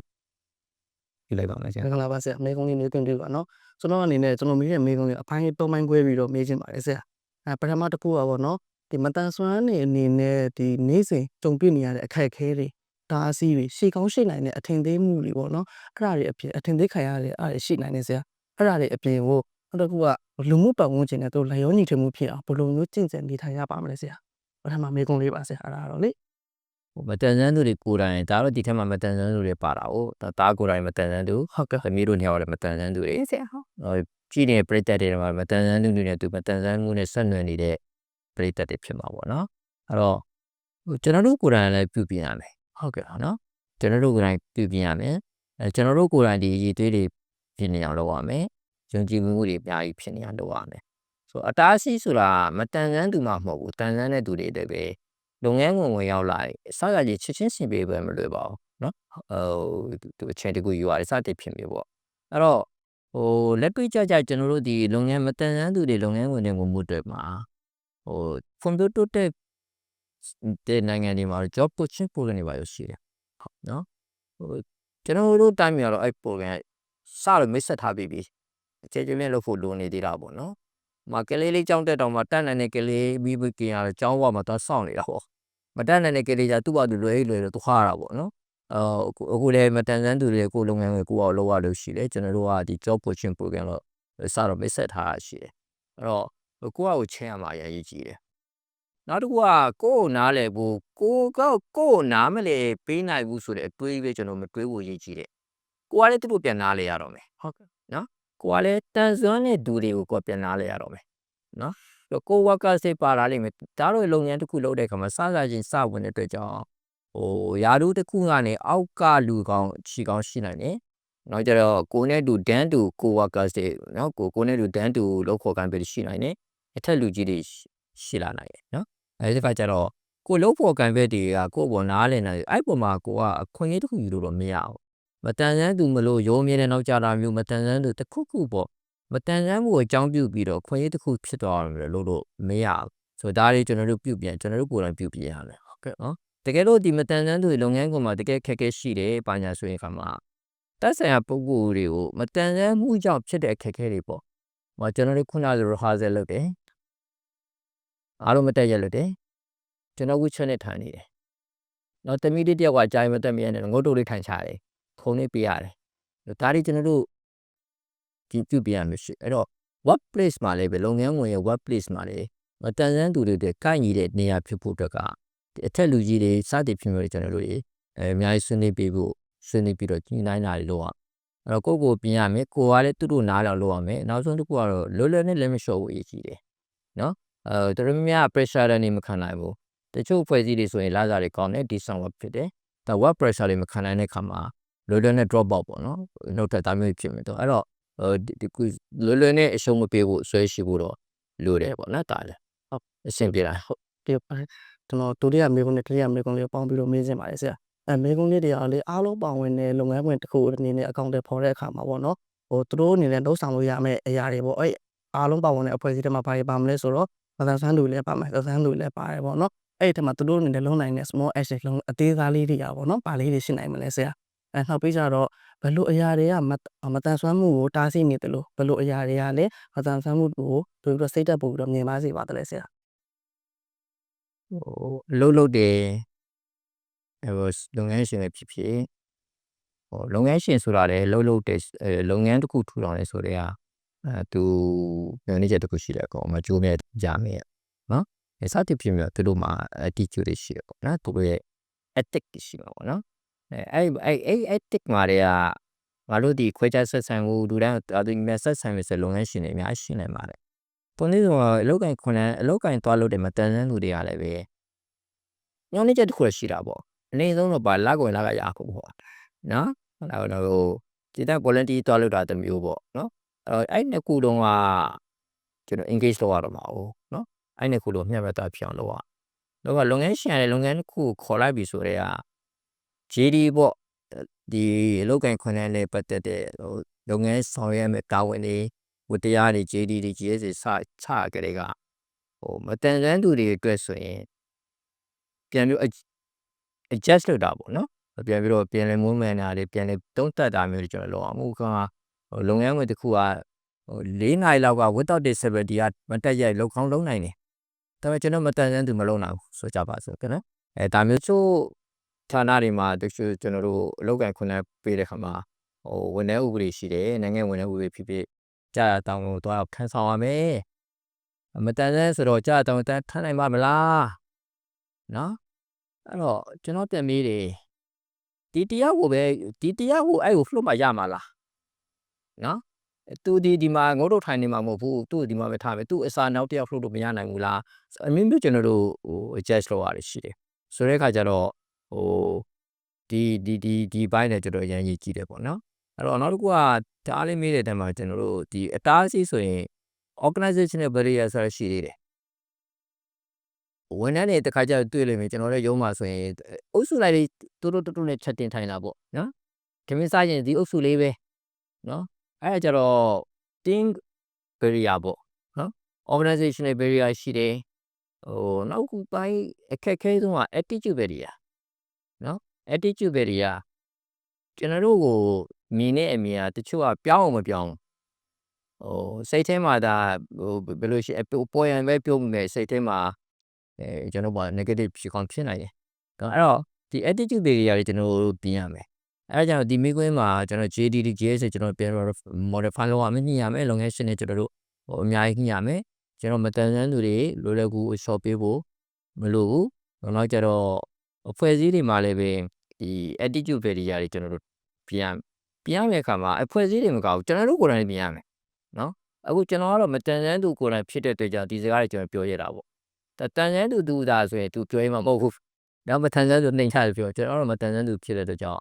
ကိုယ်မတန်ဆန်းသူချင်းချင်းကိုကျွန်တော်ဒါ PPC ပြောပြတာကျွန်တော်တို့ကိုယ်တိုင်အပြုသဘောမြင်ရတယ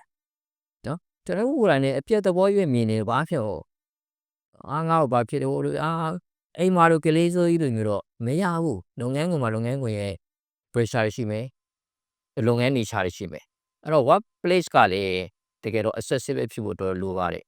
မတန်ဆန်းသူခန့်လိုက်မယ်ဆိုရင်ကျွန်တော်နှုတ်နှစ်ဖက်ပြောတာပါကျွန်တော်တို့ဘက်ကပြင်ဖို့လိုတယ်လို့လုပ်ငန်းရှင်ဘက်ကလည်းပြင်ဖို့လိုတာပေါ့နော်ဥပမာကျွန်တော်တို့တက်စင်ရဲ့အစားနော်တက်စင်ရဲ့အစားကျွန်တော်တို့က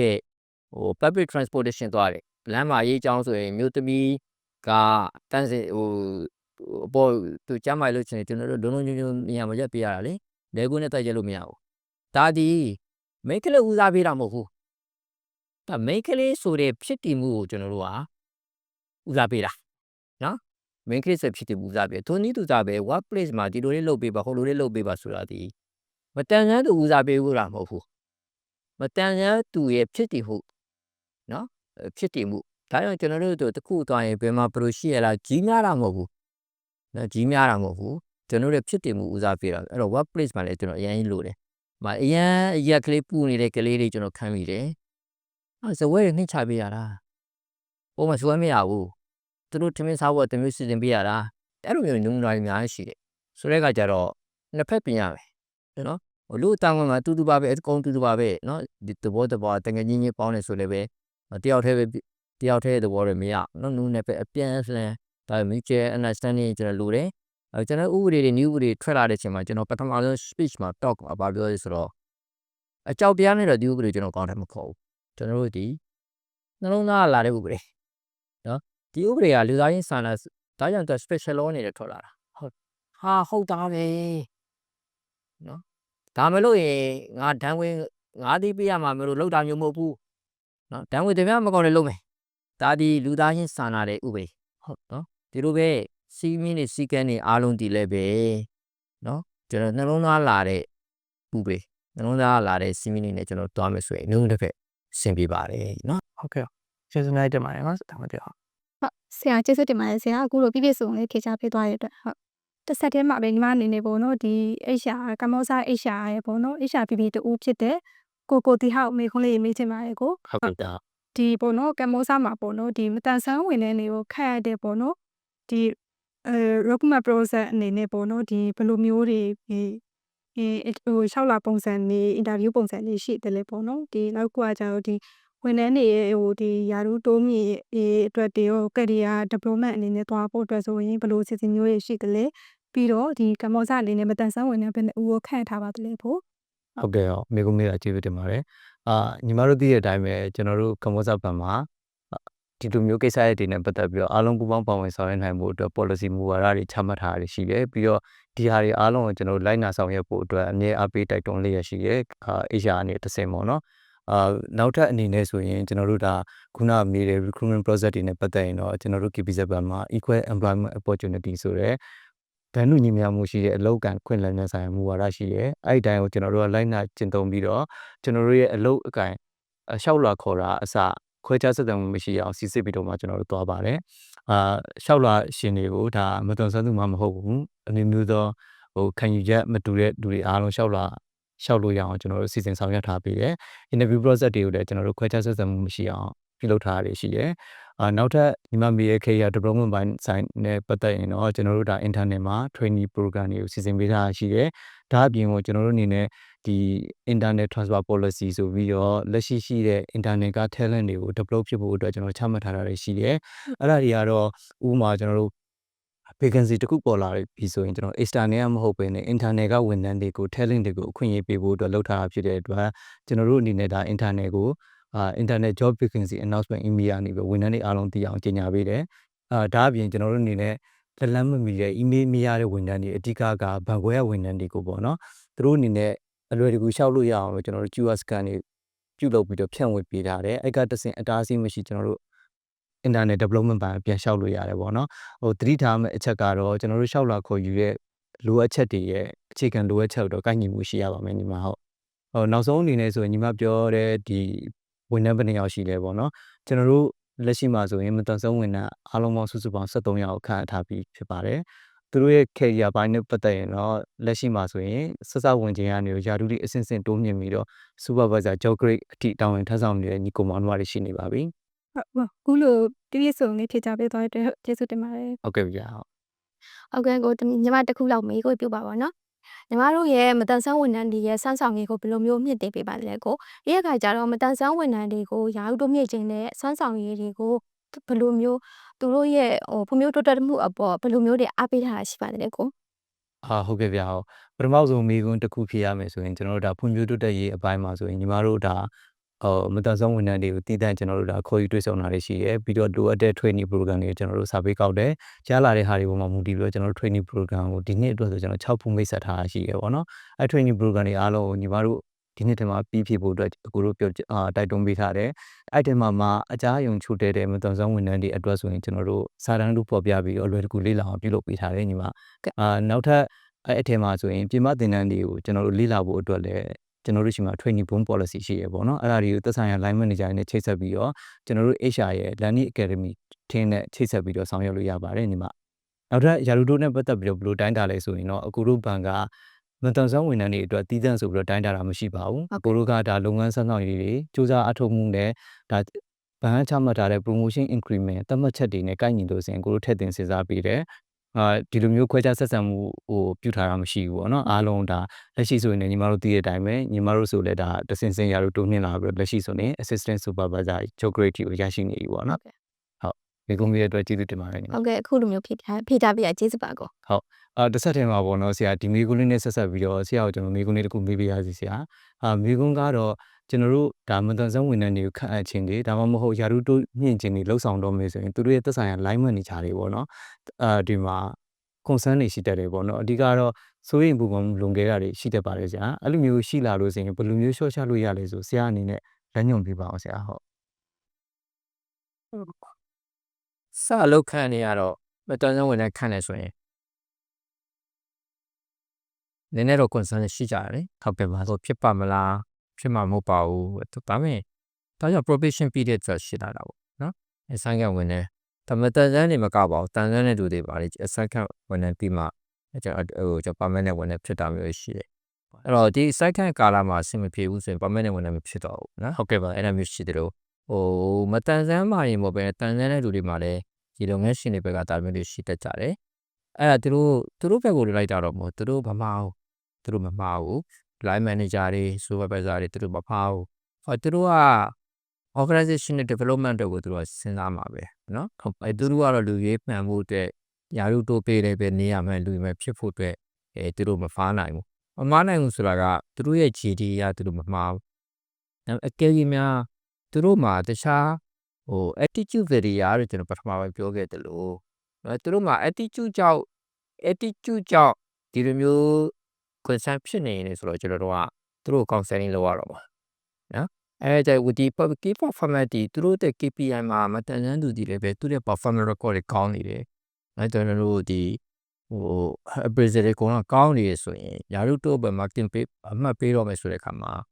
ဒီအကြောင်းနဲ့ကျွန်တော်ရင်ဆွေးနွေးထားရလိမ့်မယ်ဟုတ်ပါပါဥပမာကျွန်တော် interview တစ်ခုကိုတော့မယ်ဒီယာရုတစ်ခုတိုးပေးဖို့ interview 9ယောက်ခေါ်ရမယ်9ယောက်ထဲမှာမတန်ဆန်းသူပါလာမယ်ဆိုရင်မေးတဲ့မေးခွန်းတွေနည်းနည်းကျွန်တော်ပြန် modify လုပ်ရတာမရှိနိုင်လေကို interview လုပ်မဲ့ဘို့3ယောက်ရှိတယ်ဆိုကြပါစို့အဲ့တော့တယောက်ဒ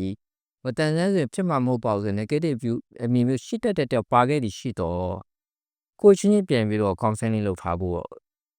့လိုတာရှိတယ် အဲ့ချိန်မှာပထမပိုင်းတော့တွေ့တယ်မှာဒီဌာနမှာဒီမတန်ရန်သူတို့ရှိတဲ့အတွက်သူတို့ full result ရှိထားတယ်ရလက်ကောင်းရှိထားတယ်ဆိုတာမျိုးသူတို့တက်တည်ကျွန်တော်ပြဟုတ်ကဲ့နော်အဲ့တော့ဥပဒေနည်းဥပဒေမှာတော့ရှိပြီးသားပဲနေရာပြောင်းရွှေ့ခံထားတာလေယာတို့တိုးတဲ့ခါမှာလေမတန်ရန်မှုကို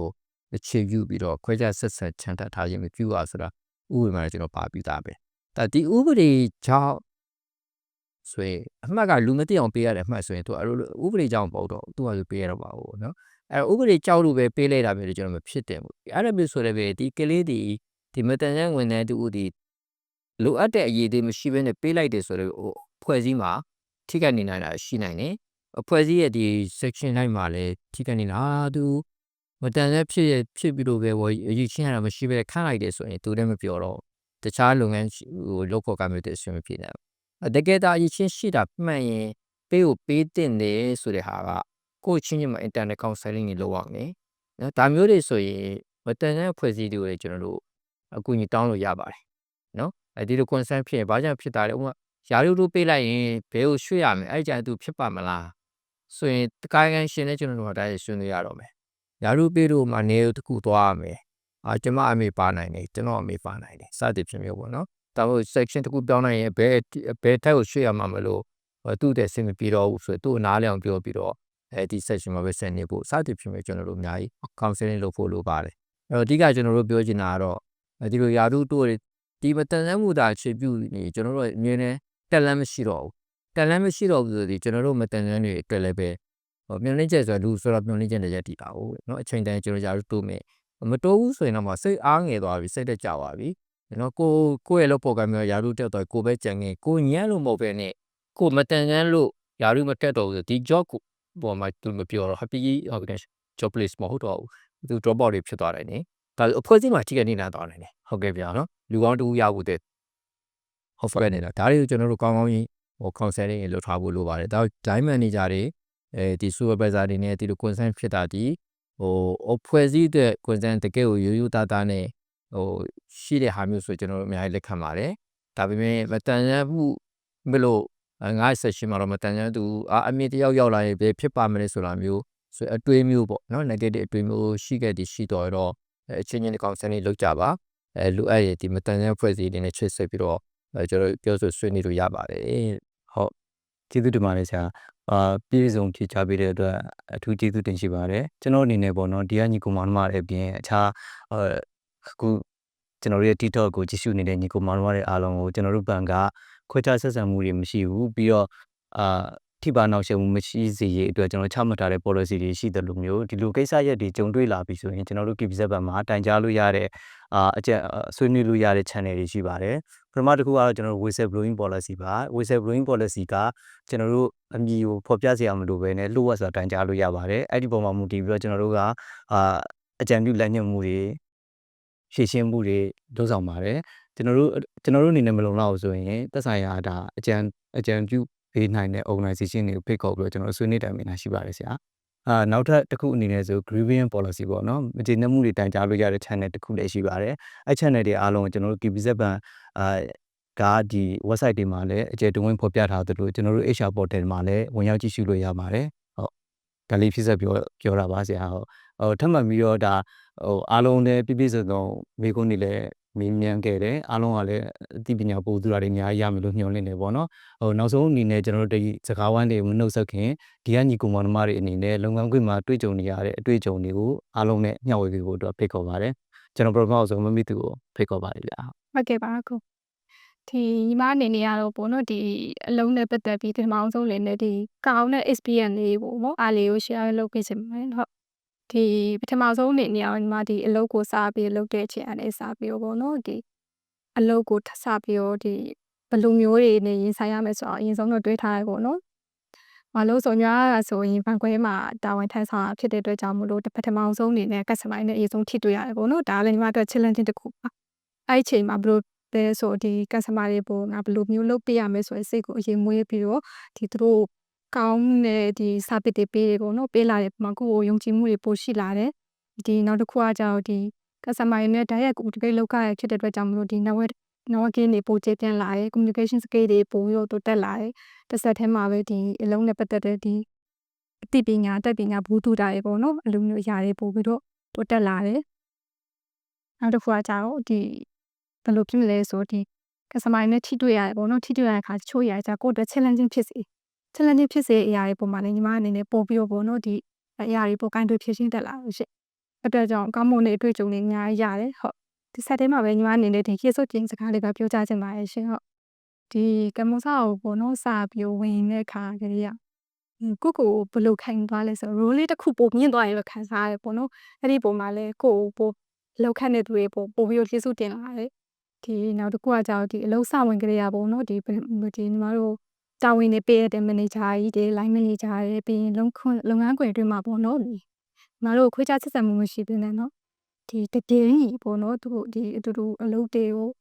တွဲလုပ်ဖို့ခေါ်ဆောင်သွားတယ်အလုပ်တွေကိုကိုတင်ကြပေးတယ်ပေါ့နော်အဲ့ဒီလုပ်ဖို့ကိုင်ပန်းညီကိုမမတွေအကုန်လုံးဒီကနေပြီးကျေးဇူးထူးတင်နေဆိုတဲ့အကြောင်းလေးကိုပြောကြားချင်ပါတယ်ရှင်ဟုတ်စတပါတယ် ကျေးဇူးတင်ပါတယ်မမေသူဟုတ်ကျွန်တော်နောက်တစ်ယောက်အနေနဲ့မနီယူကိုဖိတ်ခေါ်ပါတယ်ဟုတ် ဟုတ်ကဲ့ပါကိုညီမအလုပ်လုပ်လာတဲ့အတွင်းမှာပေါ့နော်အတွေ့အကြုံတွေကတော့အများကြီးရပါတယ်အဲ့အတွေ့အကြုံနေတဲ့အခါမှာဆိုလို့ရှိရင်ကိုအလုံးလုံးနေတဲ့အခါမှာဘယ်အရာတွေကကိုတို့အဓိကကြစေရလဲဘယ်လိုမျိုးအချိန်ကိုဘယ်လိုမျိုးစီမံရမလဲပြီးတဲ့အခါကျတော့ဘယ်လိုမျိုး issue တွေတက်ကိုရဲ့တာဝန်တွေထဲမှာဘယ်လိုမျိုး issue တွေတက်လာလဲအဲ့လိုမျိုး issue တွေကိုကိုတိုင်းရောကိုရဲ့ဆုံးဖြတ်ချက်တွေနဲ့ဘယ်လိုမျိုးဖြေရှင်းရမလဲဆိုတဲ့တွေ့ကြုံတွေရလာတယ်ပြီးတဲ့အခါကျတော့ကိုဖြေရှင်းရမယ့်အရာတွေထဲမှာအဓိကနဲ့တမညာဆိုတာရှိရပေါ့နော်အဓိကတမညာရှိတဲ့အခါမှာဘယ်ຢာတွေကိုဘယ်ဟာအဓိကကြတာလဲဘယ်ຢာကိုတော့ဖြစ်ကိုကအခြားသူတွေကိုပြန်မျိုးမှ sharing လုပ်လို့ရတယ်ကိုတိုင်းမဟုတ်ဘဲနဲ့ကိုရဲ့ဖြည့်ရှင်းတာမျိုးမဟုတ်ဘဲနဲ့ဒါတွေကတော့ဒီလိုမျိုးဖြည့်ရှင်းလို့ရရဲဆိုတော့ကိုလက်အောက်ကဂျူနီယာလေးပေါ့နော်အဲ့လိုမျိုးတင်ကြပေးရမျိုးရှိရဲအတွေ့အကြုံကောင်းတွေအများကြီးရတယ်အဲ့အတွေ့အကြုံတွေကညီမတို့လုပ်ငန်းခွင်မှာမဟုတ်ဘဲနဲ့ကိုရဲ့ life မှာလည်းကောင်းကောင်းကြီးအသုံးချလို့ရတယ်ဆိုတာမျိုးတွေအတွေ့အကြုံကောင်းတွေရတယ်ပေါ့နော်အဲ့လိုမျိုးအတွေ့အကြုံကောင်းတွေရအောင်senior တွေရောကိုရဲ့ line manager တွေsession head တွေပြီးအခါကျတော့လုပ်ပေါ်ကိုင်မက်တွေကလည်းအကောင်းဆုံးဆွဲခေါ်ပေးရတဲ့အတွက်အားလုံးကိုကျေးဇူးပြီးကနေပြီးကျေးဇူးတင်ပါတယ်လို့ပြောချင်ပါတယ် ဟုတ်ကျေးဇူးတင်ပါတယ် ဟုတ်ကဲ့ ကိုထွန်းအနေနဲ့ဖြည့်ဆို့ပြီးပြောပြပါအောင် ပထမဦးစွာပေါ့နော်ကျွန်တော်ကိုယုံကြည်စွာဖြင့်ဒီအလုံးမှာလာရောက်လုပ်ကင်ဖို့အတွက်ပေါ့နော်အလံပေးတဲ့ကမ္ဘောဇာပဲ HR တပါမှရှိမယ်နောက်တော့ကကျွန်တော်တို့ marketing communication ဌာနမှာရှိတယ် committee မှာရှိရပေါ့နော်ကျွန်တော်တို့ manager မက်လီနာမက်ရှူရီမတ်တူကိုတာယာအဲ့အပြင်ကိုလုပ်ဖို့ကင်ဘက်တွေလည်းရှိတာပေါ့သူတို့တွေကနေပြီးတော့ဝိုင်းဝန်းတုံတင်ပြီးတော့ဆုံးမပေးတယ်ပြီးတော့အလုပ်တစ်ခုကိုလုပ်တော့မယ်ဆိုရင်ဘယ်ဟာဒီတေးကြောင်လုပ်ရမယ်ဘယ်ဟာဒီထက်ပိုကောင်းလုပ်မှာဖြစ်တဲ့အတွက်အများဆုံးသင်ယူပေးတဲ့ဖြစ်တဲ့အတွက်အဲ့ရနေရရှိတဲ့အတွေ့အကြုံတွေကကိုယ့်ရဲ့လုပ်ငန်းခွင်မှာတာမကပေါ့နော်ကိုတိုင်းလည်းဘလို့ကြည့်ကျင်နေထိုင်မလဲဆိုတော့ဒီတက်လာတယ်ကိုပို့ပြီးတော့ motivation လည်းရတာအားလည်းရတာတော့ကိုယုံကြည်ချက်ပို့ပြီးတော့မြင်မာလာစေတယ်အဲ့တော့ငါတာကိုမလုံးနိုင်ဆိုတာမရှိဘူးလုံးနိုင်တာကိုလည်းပြနေတာဖြစ်တဲ့အတွက်လည်းအဲ့လိုမျိုးဖြစ်တဲ့အတွက်လည်းကျေးဇူးတင်တယ်ဆိုတာ KMZ ပန်ကနေပြီးတော့လည်းဒီလိုမျိုးလောက်ရပြီးတော့လည်းကျေးဇူးအများကြီးတင်ပါတယ်ပြောချလို့ပါတယ်ခင်ဗျ ဟုတ်ကဲ့ကျေးဇူးပါကိုဟုတ်ကျွန်တော်တို့ပေါ့နော်ဒီနေ့စကားဝိုင်းလေးမှာမအားလက်တဲ့ကြားတွေကတော့အချိန်ပေးပြီးပေါင်ပေးဆရာကိုကျေးဇူးအထူးတင်ရှိပါတယ်ဆရာရဲ့ဒါစေတနာပါတဲ့အကြံပြုချက်တွေပြီးတော့ညီပြရကြတဲ့ဟန်ညူမှုတွေကကျွန်တော်တို့ KBZ ဘန်တော့ဖို့ကိုင်းမက်တွေအားလုံးအတွက်အထောက်အကူပြုမယ်လို့ညွှန်လင်းပါတယ်ဆရာထပ်မံပြီးတော့ကျွန်တော်တို့ဆရာအပြင်ကျွန်တော်တို့ KBZ ဘန်က panelist အနေနဲ့ဝင်ရောက်ပြီးတော့အားဖြည့်ပေးတဲ့ညီကိုမောင်နှမတွေကိုလည်းကျေးဇူးအထူးတင်ရှိပါတယ်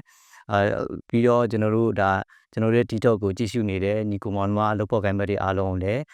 ကျေးဇူးအထူးတင်ရှိပြီးတော့ဒီနေ့ကမျှဝေပေးတဲ့ဘူသူရတွေအသိပညာတွေကဒီကညီကိုမောင်နှမတွေရဲ့လုပ်ငန်းခွင်မှာအထောက်အကူပြုဖို့အတွက်ကျွန်တော်အနေနဲ့ဆန္ဒပြုပြီးတော့ကျွန်တော်တို့ဒီနေ့ TikTok လေးကိုစကားဝိုင်းလေးကိုဒီနေ့ကပဲညီကုံချုပ်ပြရစီဟုတ်အားလုံးကျေးဇူးတင်ပါတယ်